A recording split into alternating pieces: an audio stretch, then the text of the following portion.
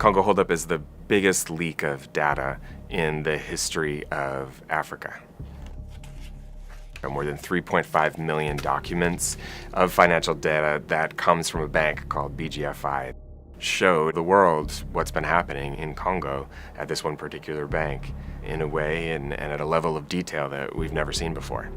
The sort of overarching discovery was to show how the most powerful political family in the country and its friends had sort of tooled up this bank to transfer large amounts of state funds to themselves. And what we found out in the leak had a lot of very interesting things to say about the way some of the Chinese mining companies that have come to dominate this sector in recent years have operated in the country, and in particular, the relationship between them and the entourage around former President Joseph Kabila.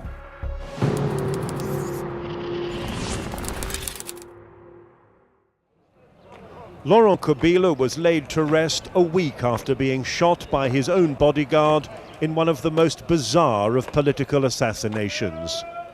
He's succeeded by his son Joseph, believed by many to be under the control. Joseph Kabila was the president of the Democratic Republic of Congo for almost 2 decades. He came into power in 2001 as a very young man. He was only 29. He succeeded his father, who had also been president, who was assassinated by a trusted bodyguard. Kabila Sr. had come to power only a couple of years earlier in 1997 by marching a rebel army right across the vastness of Congo and overthrowing a dictator who had been in power for more than 30 years.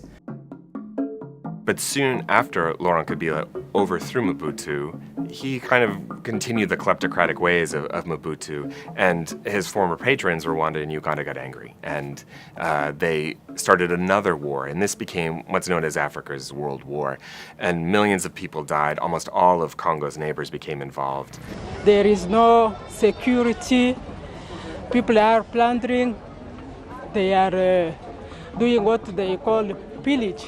It was bloody, it was long, and it ended up dividing the country into several slices with different rebel groups controlling different parts and different countries allied to those different rebel groups. If we are able to reunify the Congo, we will be able to do anything else. Joseph Kabila actually brought that war to an end in 2003, negotiating a settlement with all the various countries that were involved.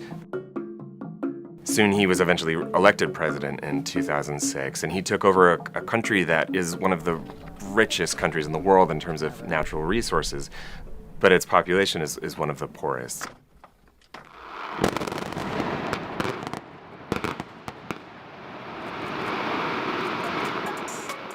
Joseph Kabila was looking to rebuild the country, rebuild the economy, and he needed cash. He tried to open up Congo's vast and world-class reserves of copper, cobalt, gold to international investors. At the beginning, there were plenty of Western companies who showed interests in investing in and developing these assets, but over time their interest has dwindled and they've departed, partly because of the unpredictability of Congolese politics, partly because of the reputation for corruption in Congo. But this isn't to say that there are not major Western companies there. In fact, the biggest producer of cobalt, it may well be the biggest producer of copper, is Glencore, which is headquartered in Switzerland. However, in recent years, the trajectory has been more and more Chinese companies coming in. Congo has a very, very significant mining industry. It's Africa's biggest producer of copper. It's by far the world's biggest producer of cobalt. In, say, the last 10 to 15 years, Chinese companies making the running, piling in with investments. So they've gone from a pretty bit-part player to the largest producers of both metals in Congo. Nous privilégierons la mise à contribution de nos ressources naturelles pour mobiliser les financements nécessaires à l'industrialisation. The deal that really turbocharged the involvement of Chinese mining companies in the Congolese mining sector happened in 2008. And according to this deal, Chinese companies would build $3 billion of infrastructure and also invest an additional $3.2 billion in a huge copper cobalt mining project called secretive. And it would be profits generated by sales of copper and cobalt from secretive that would pay back both investments in the infrastructure and in the mine itself. Secretive is the mining component of what was known at one point as the deal of the century, basically trading Congo's minerals, copper and cobalt, for $3 billion worth of infrastructure projects because Congo was in desperate need after years of war for roads, for bridges, for schools and hospitals. And the Chinese started to provide that. The secretive mine, or more accurately mines, are located just outside Kolwezi, which is a major mining hub in southeastern Congo.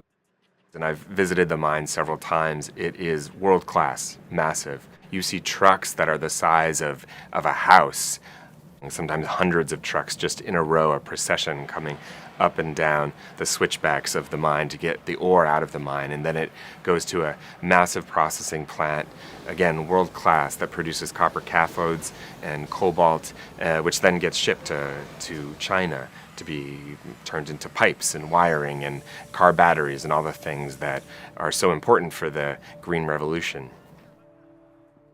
There has always been a quite considerable lack of transparency around the Secretive project and also the infrastructure projects that Secretive is paying for.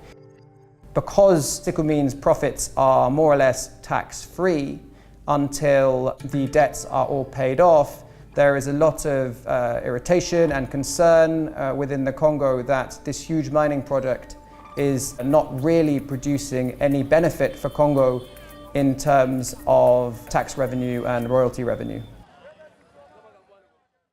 C'est l'un des plus gros scandales financiers de la République démocratique du Congo, le Congo Hold-up. Ce sont des révélations d'un consortium de journalistes obtenues grâce à une fuite massive des documents issus de la banque BGFI. So the leak was obtained by a French anti-corruption organization called the Platform to Protect Whistleblowers in Africa and the French investigative news website Mediapart. And then it was shared with Bloomberg and with a number of other media outlets and NGOs throughout the world to comb through these documents over many, many months. We can't disclose the source of these documents because it's just not safe. In the leak, there were all kinds of threads that we could pull. One was that the bank at the heart of this project, which is called BGFI. It's a Gabonese bank, but it's a Pan-African bank that has branches all over Africa, but also in France as well. It often partners with local elites in the countries where it operates, and in the case of Congo, and a sister of the president who took a minority stake in the bank. The amazing thing is that the sister of the president actually never paid for her 40% stake in the bank. And one of Kabila's brothers, Francis Selemani, became the bank's chief executive. So right from the beginning of the existence of BGFI Bank's unit in Congo, it isn't really a stretch to call it a Kabila family company. Basically, over a 6-year period, this bank had acted as a conduit to funnel at least $138 million in public funds to companies controlled by the family of the then President Joseph Kabila or associates of him. That money came from the Congolese Central Bank, it came from Congo's state-owned mining company, and it even came from the agency responsible for the upkeep of Congo's dire road network. The other thing it allowed us to do for the first time was show how major Chinese corporations were giving money to companies that eventually transferred that money to businesses that were linked to the Kabila family and associates. One of the key figures of interest in our research was a Chinese businessman named Du Wei and his company, Congo Construction Company, which held 2 accounts in BGFI Bank's Congolese unit. What's amazing about Congo Construction Company is that we don't think it's constructed anything. we found nothing that they've built over almost a decade of existence in Congo. And yet, we found tens of millions of dollars flowing through their bank accounts from major established Chinese companies through the BGFI Bank to businesses linked to the Kabila family. And Dewey was born in 1979, but he was in Congo in his early 20s, already doing deals and doing projects. And he actually worked for Sicomine, the mine at the heart of the China-Congo contract. And then, amazingly, he switched sides. He switched to the Congolese side and started working with the office that managed the China-Congo contract. And soon after that, he created a company with a Congolese lawyer, Congo Construction Company.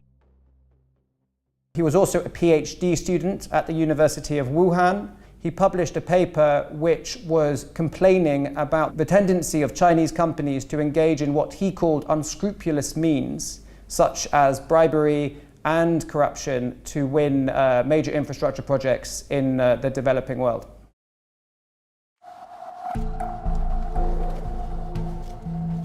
So, probably the most sort of brazen and illuminating way in which Dewey and Congo Construction Company's role as an intermediary was demonstrated was in 2016 when Sicomine transferred $25 million to Congo Construction Company.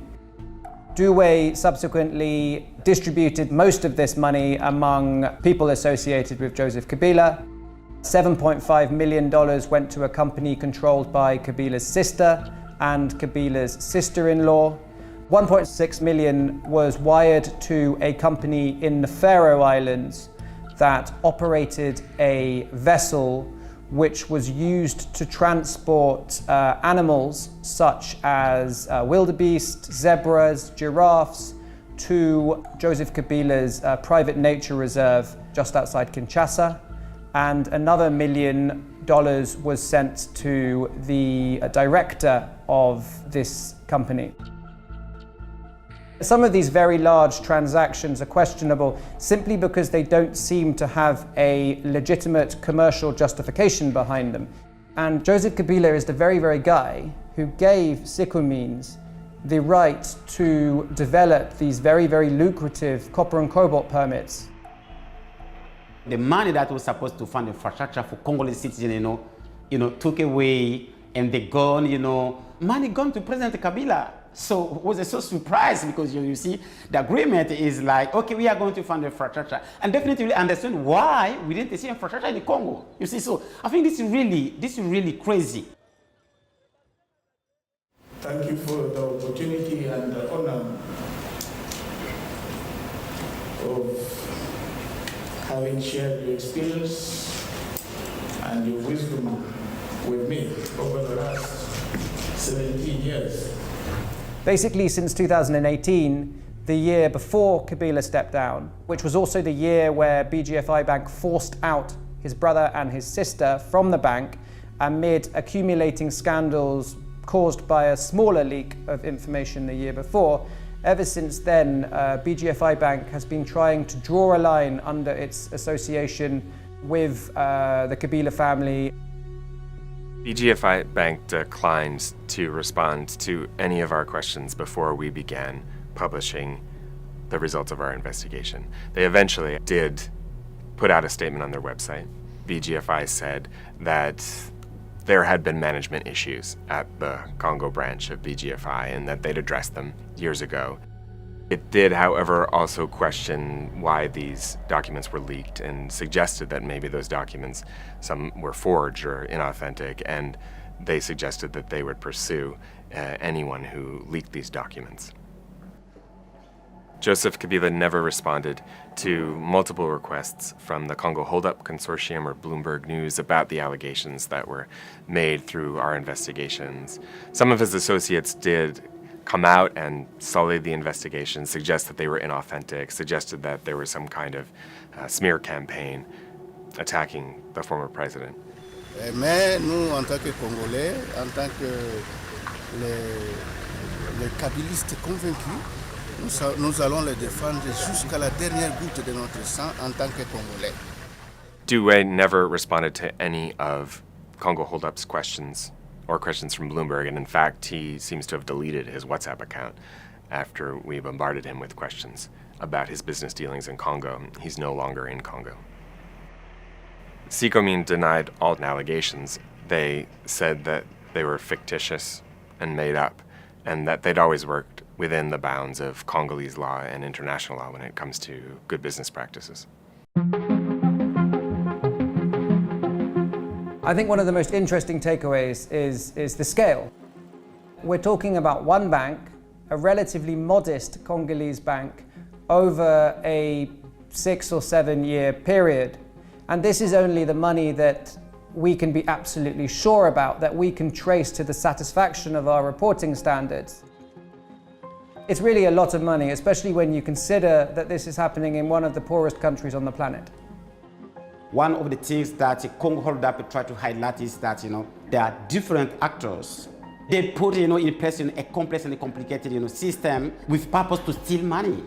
Without, Congo Hold Up investigation, I don't think so that it was even, possible for us to definitively understand, who played which role. It's not a surprise that there is corruption in Congo. The Congolese know this better than anyone. They experience it on a daily basis. The difference with the Congo Hold Up Consortium is that we were able to bring the receipts. That has been a boon for Congolese civil society. And so there are a lot of groups, Congolese groups, that are now fighting to hold them accountable. And so that's an exciting development.